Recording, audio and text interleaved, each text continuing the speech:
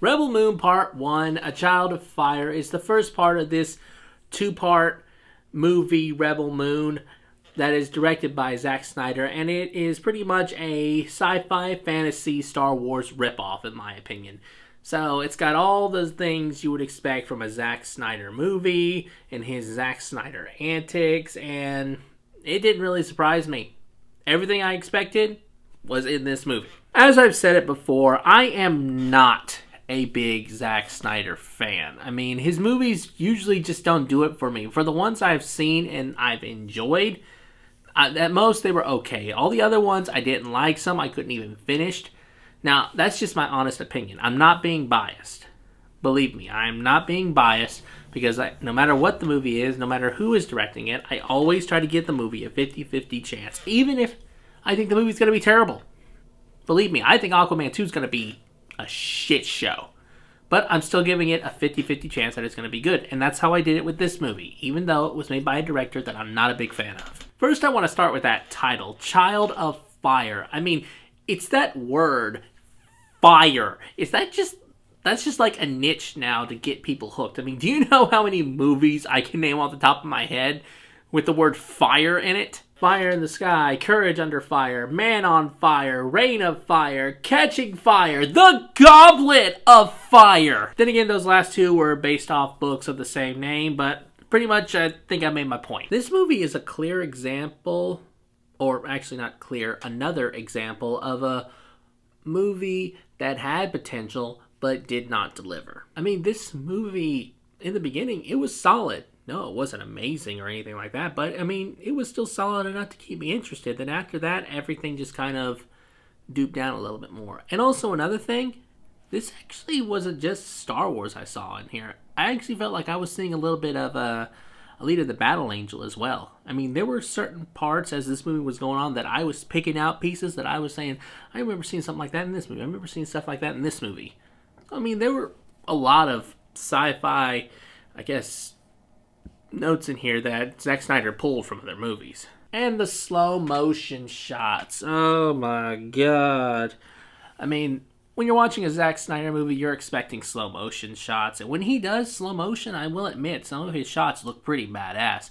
But he needs to draw a fine line as to when enough is enough. I mean, after seeing so many slow-mo shots after another, it's like, enough with the slow motion effect already. Just let us watch the damn movie. The main reason why, let me start that over. When I saw the plot of this movie, I mean, when it was playing out, it felt like I was just watching Justice League with a bunch of different characters. Like, here's your main character, here's the team you gotta build, there's your villain, go to the final battle, end credits.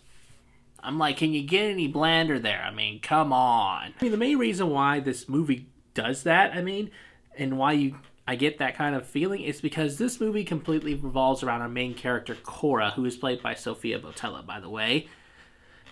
And, well, the whole movie, it focuses on her. She is the beginning and end of this whole thing. And while she's building this team, I mean, at first, like I said, it was solid when you see how she's a fighter and, like, an amazing fighter at that. And then she has to fight this villain. And she's going to go build a team for it. But as we are hopping from planet to planet to planet, even though she's building this team, everything is still focused on her. It's like these side characters, they're just pushed to the side. They pretty much seem like they're no different than background, in my opinion. I mean, yes, they get their moments when they get to speak, but I mean, we get nothing from them. I guess another way to put it is like, it's like an RPG game. I mean, I'm not a big game person, but I do play RPGs more than anything else. It's like that, but with, as they're meeting more characters, you get no backstory from those characters. It's just everything's focused on the main character. So, I mean, that was the main reason why I felt like this movie was a big letdown. Just a bland plot, all focused on one person, no interaction with anybody else. Like I said, this movie had potential, but just didn't live up to it. I don't know. If you're a bigger Snyder fan than I am, then maybe you'll think it's just amazing, like a great representation of Star Wars, or whatever movie you think it seems like. But as for me, someone who's not a very big Snyder fan, it was, no, meh, okay. But I mean, I'm hoping with part 2, The Scargiver, maybe we'll get a better outcome, since that's technically supposed to be the ending, and this movie is split into 2 parts. Maybe Snyder wanted to get the boring stuff out of the way and give us all the entertaining stuff in the second part. Some movies do that when they're 2 parts. That's why I'm going to give Rebel Moon sitting at a C. Solid. Could have lived up to, had it better. Could have been better. Had a lot of potential. Didn't live up to it. But maybe the second part will give us a better outcome.